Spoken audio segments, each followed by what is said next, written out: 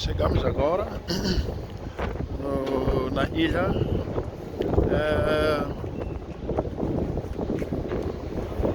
Robben Island, né? A ilha onde Nelson Mandela ficou preso e daí agora virou museu. É para lá onde nós vamos agora.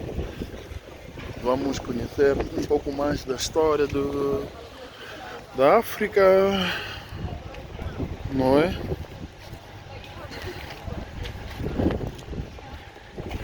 A África do Sul em particular.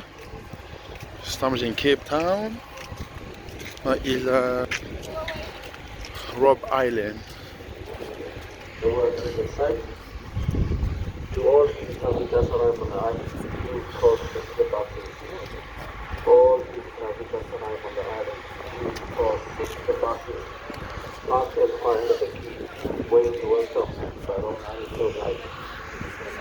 All visitors arrive on the island, please cross the buses.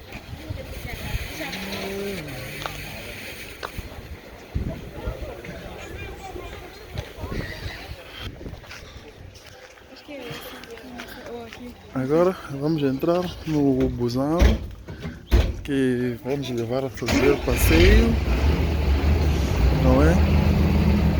Vamos levar a fazer um passeio aqui no Robben Island.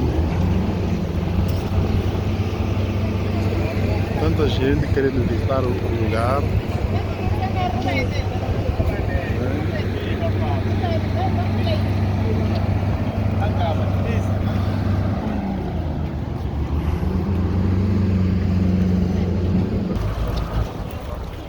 Ok, lá vamos nós. Lá vamos nós. Estamos agora no interior da cadeia.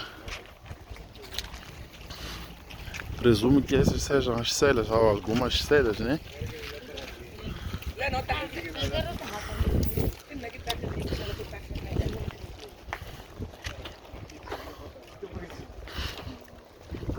Ali deve ser o campo, aliás, deve não. Estou a ver balizas aí, certamente que era um campo onde os prisioneiros jogavam futebol, não é? Este é o campo.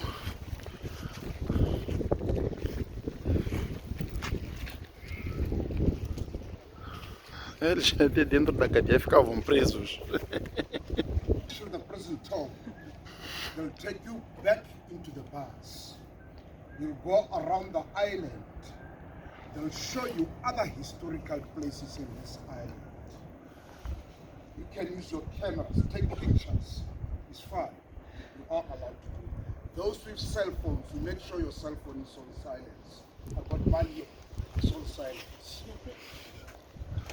Very good afternoon, ladies and gentlemen.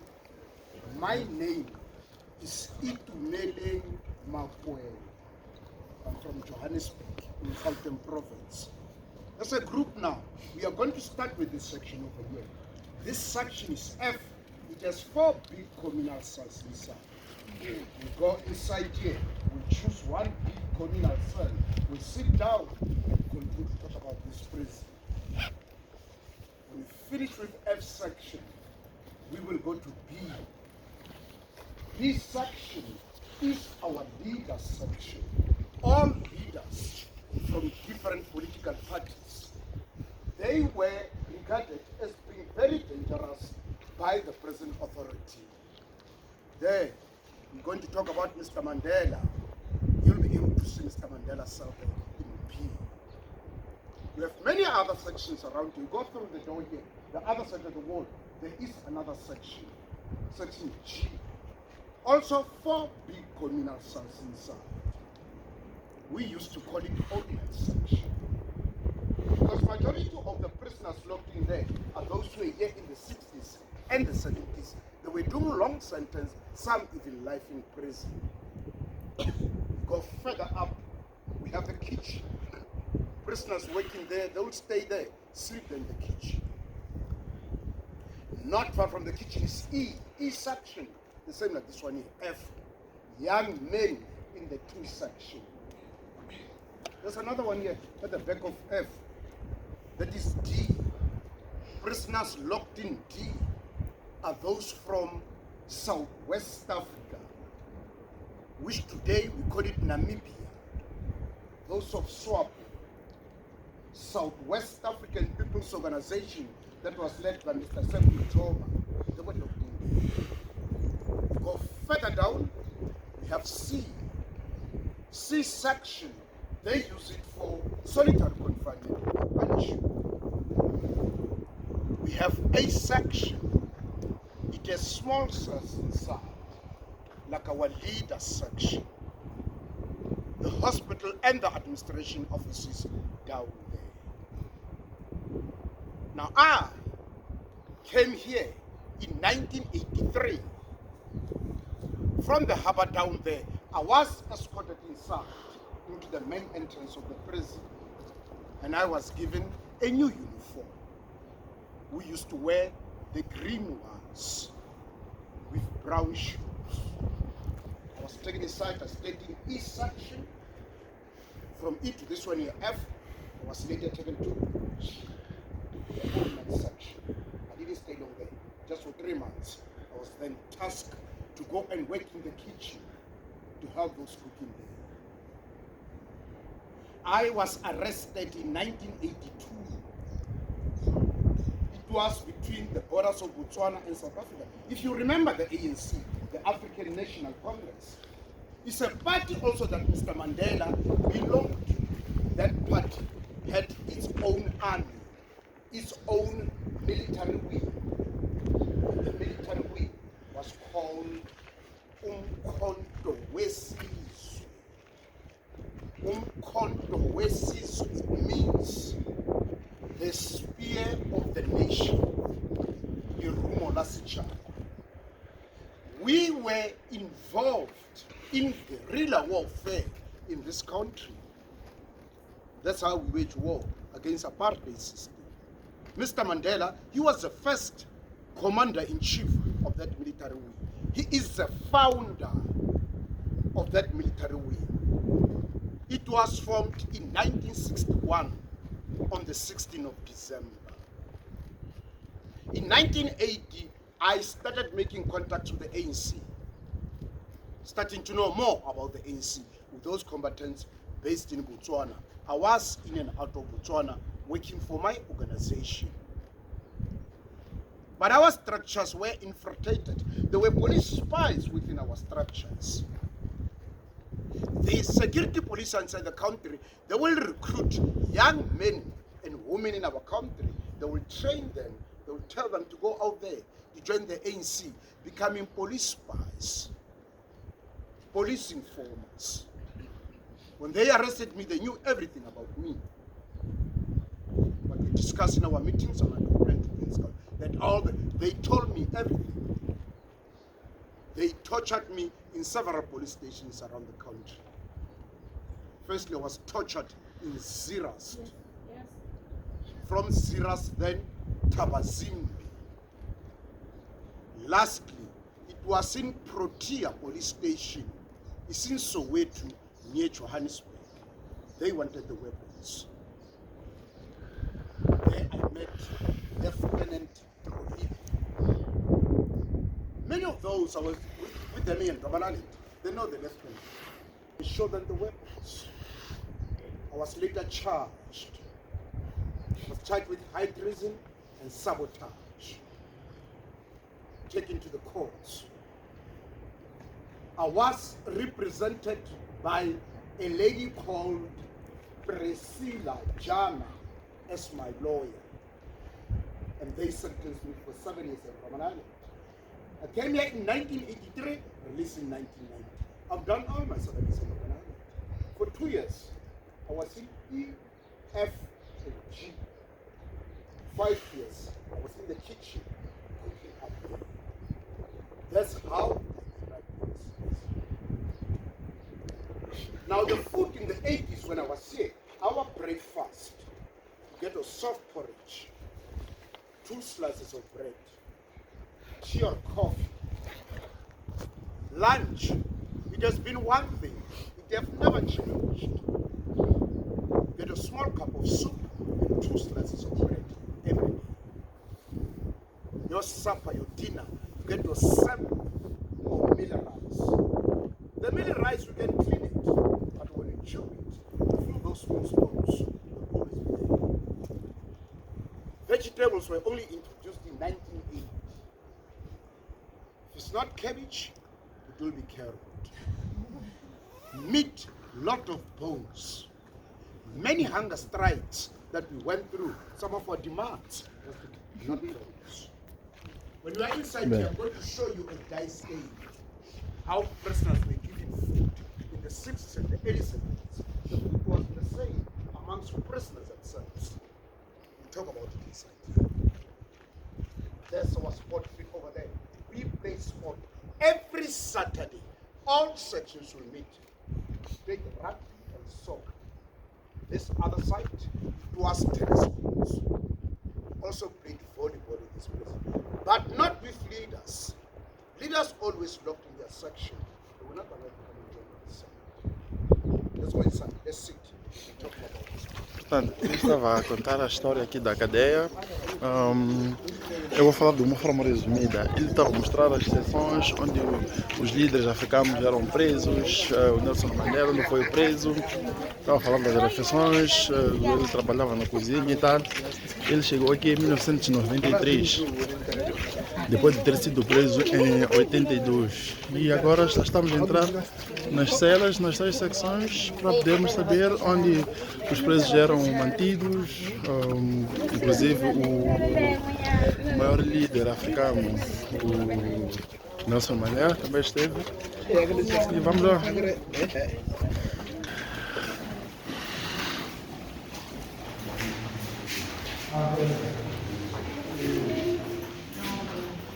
Presumo que sejam celas. Não é?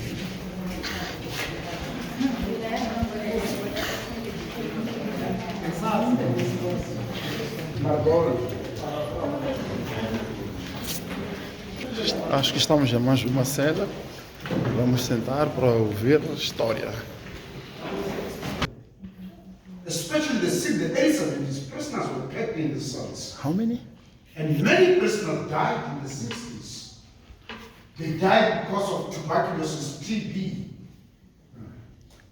You die here, you're not buried here. You're buried here, there's a place called, in Cape Town, there's a place called Belford. Mais de The 50 Stekla prisioneiros said dormiam they were aqui. buried there as paupers. Muitos deles morriam. It's still a new prison, this one. It was built 1961, 1962. There's an old one that side, an old prison, old drug. That time they were mixed with common law prisoners. And every morning they'll be coming this side to come and build this one. When this one was finished, it was meant for political prisoners. The majority of political prisoners at that time, they were from the Pan-Africanist Congress of Tanzania, the PAC. They were the majority in this prison. The ANC started being the majority in this prison in the 80s when I was here. When you are in the bus, going around the island, they will tell you about Sobukwe House. The bus will stop at Sobukwe House.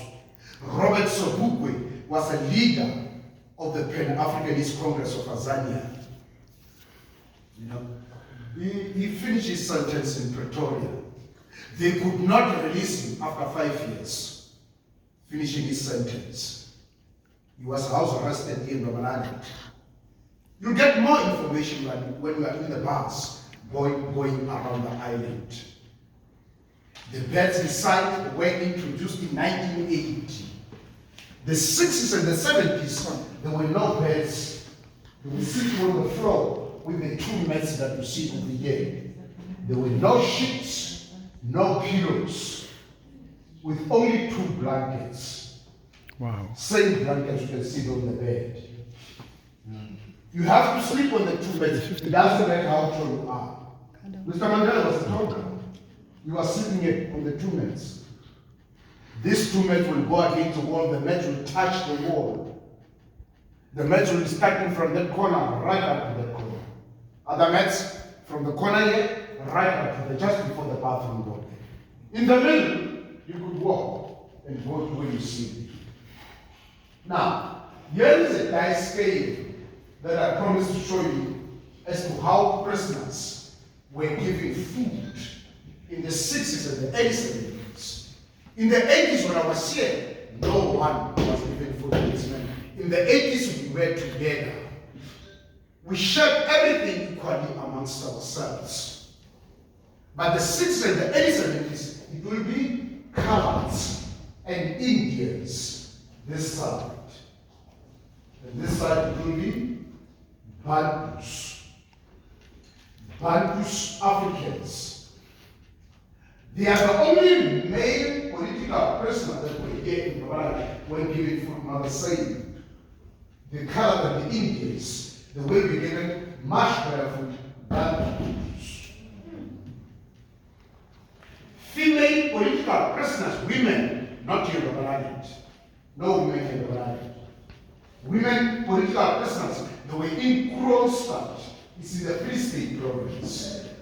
In Mozambique, colors, they call them mulattoes.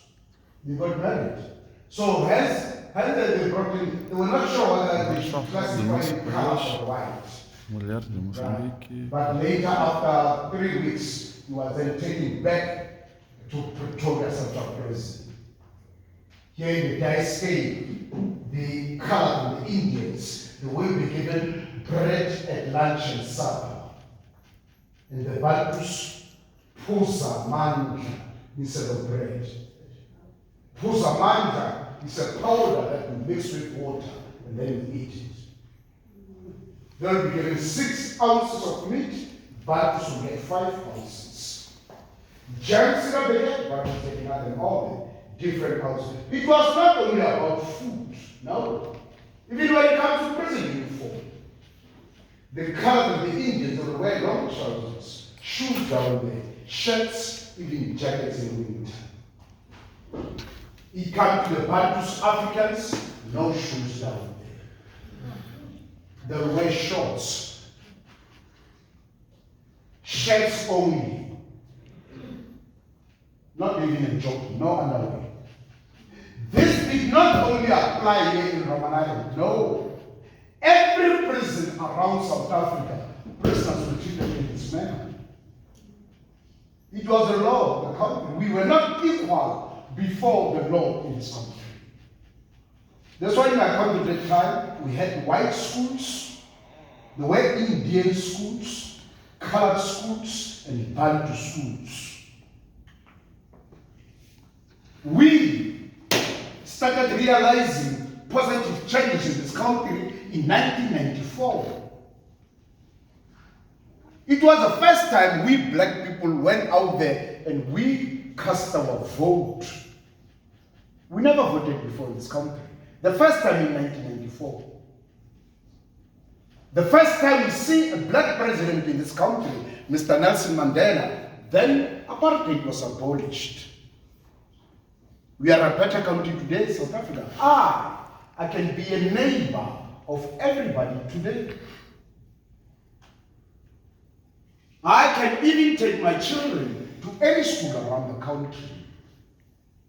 Enter any restaurant, hotel, sit next to anybody. We don't have those places written whites only, / blankets, like before. Anything that we produce in this country, we can take it all over the world and trade with many countries around the world. It's much better. It wasn't like that before. South Africa was sanctioned, economic sanctions. We were isolated, boycotted in this world. The same like sport. We were never allowed in any sporting body around the world. Our guys in cricket, in rugby, it was difficult for them to go to England, Australia, New Zealand, many other countries around the world. The anti-apartheid movements, they were all over the world. They made it difficult for them to play in those stadiums.